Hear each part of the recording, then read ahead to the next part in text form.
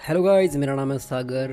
ये was my secret destiny के इस एपिसोड की स्टार्टिंग में हमें दिखाया जाता है जिंगशी को कोई कहता है कॉन्ग्रेचुलेशन, अब आप वेल्दी हो, तुमने तुमने अपनी उस चाल से उसे फंसा लिया है। तभी उसे किसी का फ़ोन आता है जिसका नाम होता है फेंग रियान।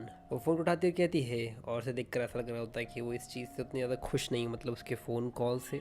सामने एक लेडी होती है जो कि होटल में खड़ी हुई होती है और उसके बाद हमें इसका इंट्रोडक्शन दिया जाता है जो कि यान जिंगशिंग की फॉस्टर मदर होती है और जो कि मिस्ट्रेस है यान फैमिली की, फेंग रूयुन। तो एक प्रकार से बोल सकते हैं कि भाई वो इसकी स्टेप मॉम है और वो उसे कहती है यान जिंगशिंग यंग मास्टर यहाँ पर वापस आ चुके हैं लू निंग सिटी में, और वो वहीं पर रुकने वाले हैं जहाँ पर तुम अपने बार में काम करती हो। उनका रूम नंबर है 801 और मैंने उनके लिए कुछ ड्रेसेस वगैरह तैयार करी है जो कि तुम उन्हें गिफ्ट करोगी तुम्हारे तरफ से। तो मैं चाहती हूँ कि तुम ऊपर जाओ उन्हें और ये डिलीवर कर दो। तो बेहतर होगा, तुम्हारे पास ये अपॉर्चुनिटी है तो तुम इसका अच्छे तरीके से इस्तेमाल करो और चीज़ों को समझो, वरना चीज़ें तुम्हारे लिए उतनी आसान नहीं होने वाली इन फ्यूचर। वो इतनी ज़्यादा खुश नहीं होती इन सारी चीज़ों से और कहती ठीक है मैं समझ गई। जिंगशी वहाँ से जाते हुए कहती ठीक है अब मैं जाती हूँ और उस बेल्ट के बारे में मत भूल।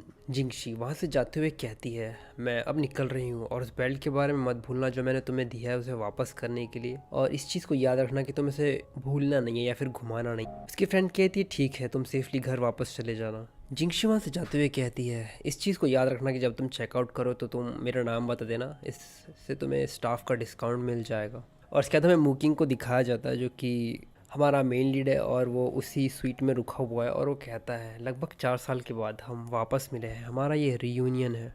मुझे लगता है कि हमारी किस्मत कुछ ज़्यादा ही अच्छी है। इसके बाद हमें लगभग आधे घंटे बाद का समय दिखाया जाता है और हमें उसी होटल को दिखाया जाता है जहाँ पर वो अपनी ड्रेस पहन कर आ चुकी होती है। और जैसे ही वो आगे बढ़ रही होती है वहाँ पर एक बंदा होता है जो कि इसकी तारीफ़ करता और कहता है वाह व्हाट अ ब्यूटी। तो इस वक्त जो उसकी माँ बात कर रही थी और वो उसी चीज़ के बारे में बात कर रही थी कि उसने उसके लिए भी एक ड्रेस बनवाई हुई है जहाँ पर उसे जब डिलीवर करे तो उसे ये ड्रेस पहननी है। और वो इस ड्रेस को पहनकर आगे जा रही होती है और कहती है फेंग रियून तुमने जो ड्रेस लाई है वो कुछ ज़्यादा ही अपनी हद से बाहर निकल रही है। मुझे ऐसा लग रहा है कि मैं खुद को बेचने के लिए जा रही हूँ, यहाँ तक कि मैं खुद के चेहरे को भी ठीक से नहीं देख पा रही हूँ सारी चीज़ें करते हुए। और ये कहते हुए उसके रूम की तरफ आगे बढ़ रही होती है और वो अपनी स्कर्ट भी सुधार रही होती है एक प्रकार से। वो आगे जाते हुए कहती है यून फैमिली सच में काफ़ी ज़्यादा वेल्दी है लेकिन वो मेरी फैमिली नहीं है, वो मुझे कुछ भी नहीं देना चाहते हैं। अगर ये इस मास्टर के बारे में नहीं होता तो मैं इन सारी चीज़ों से पहले ही निकल जाती और अपनी ज़िंदगी अच्छी तरीके से जी पाती, लेकिन ये चीज़ें हमेशा की तरह डिफ़िकल्ट होती जा रही है। इसके बाद हमें लगभग 14 साल पहले का समय दिखाया जाता है और उसके बाद हमें दिखाया जाता है उसकी मॉम को जो कि 14 साल पहले की ही बात होगी जहाँ पर वो कह रही होती है एक लेडी से कि मैं इस बच्चे को अडॉप्ट करना चाहती हूँ। और हमें दिखाया जाता है जिंगशी को जो कि वहीं पर खड़ी होती है और जहाँ पर हमें पता चलता है कि इसे अडॉप्ट किया गया है और ये इसकी स्टेप मॉम नहीं है, मतलब इसे लाया गया है उनकी फैमिली के अंदर। फॉस्टर मदर का मतलब वही होता है। और वो इन सारी चीज़ों को सोचते हुए कहती है अगर उस वक्त ये नहीं होता तो शायद येन फैमिली में मुझे अडॉप्ट नहीं किया जाता, लेकिन ऐसा नहीं हुआ। और हमें दिखाया जाता है कि जिंशी उस वक्त लगभग 8 साल की होती है और उसके बाद वो हमें बताती है जब मेरी ग्रेजुएशन हो गई तो उसके बाद हमें वो बताती है जब मेरी ग्रेजुएशन हो गई उसके बाद मेरी फॉस्टर मदर हमेशा मुझे शादी के लिए ब्लैकमेल किया करती है और वो चाहती है कि इस तरीके से वो मुझे एक बिजनेस इन्वेस्टमेंट की तरह यूज़ करे उस लू फैमिली के अंदर ताकि मैं उनके लिए एक अच्छा एसेट साबित हूँ। जहाँ पर उसकी मॉम कहती है मेरे कनेक्शन है तुम्हारे यूनिवर्सिटी से और अगर तुम उससे शादी के लिए हामी नहीं भरती हो तो मुझे नहीं लगता कि तुम्हारी ग्रेजुएशन इतनी आसानी से हो पाएगी। और वो कहती है एक बार जब मैं ग्रेजुएट हो जाऊँ तो मेरा बस एक ही फोकस था मेरे करियर पर और मैं इन सारी चीज़ों ब्रेक फ्री हो पाऊँ इस यून फैमिली से। और बस मैं एक ही चीज़ चाहती थी कि मुझे बहुत सारा पैसा चाहिए किसी भी तरीके से। और ये कहते हुए आगे बढ़ रही होती है और उसके बाद कहती है इस तरीके से शायद मेरे पास एक भी ऐसा तरीका नहीं होगा कि मैं आंटी सॉन्ग के मेडिकल बिल्स को पे कर पाऊँ, लेकिन मुझे लगता है कि लाइव अब इस पॉइंट पे आ चुकी है कि मुझे इन सारी चीज़ों के लिए खुद को ही बेचना पड़ रहा है। और ये बातें सोचते हुए आगे बढ़ रही होती है। अब आंटी जोंग की बात करें तो मेरे हिसाब से ये उसकी वही आंटी होगी जहाँ पर से अडॉप्ट किया गया होगा मेरे हिसाब से। और उसके बाद हमें उसके रूम को दिखाया जाता है 801। उस रूम के सामने खड़ी होती है और वो कहती है हाँ मुझे लगता है कि यही रूम होगा। वो सामने की तरफ देखती है और कहती है ये डोर तो लॉक्ड है। वो सामने की तरफ देखती है और कहती है हाँ आखिर ये डोर लॉक्ड क्यों नहीं है। और वो आगे बढ़ते हुए कहती है एक्सक्यूज़ मी यहाँ क्या कोई है। और वो आगे बढ़ते हुए कहती है एक्सक्यूज़ मी क्या यहाँ पर कोई है। तभी वो सामने की तरफ देखती है उसे कुछ दिखता है और कहती है यंग मास्टर लू क्या आप यहाँ पर हैं, मैं यहाँ पर आपके लिए कुछ डिलीवर करने के लिए आई हूँ। और ये कहते हो धीरे धीरे आगे बढ़ रही होती कहती मास्टर लू। और हमें दिखाया जाता है लू को जो कि शावर ले रहा हो। वो पीछे की तरफ देखता है और कहता है ये आवाज़ लेकिन तभी हमें जिंगशी को दिखाया जाता है जो कहती है भगवान, और पीछे मुड़ते हुए कहती है, मुझे माफ़ कर देना, मुझे नहीं पता था कि आप इस वक्त शॉवर ले रहे होंगे। और हमें दिखाया जाता है कि उसने अभी तक उस बंदे का चेहरा नहीं देखा है।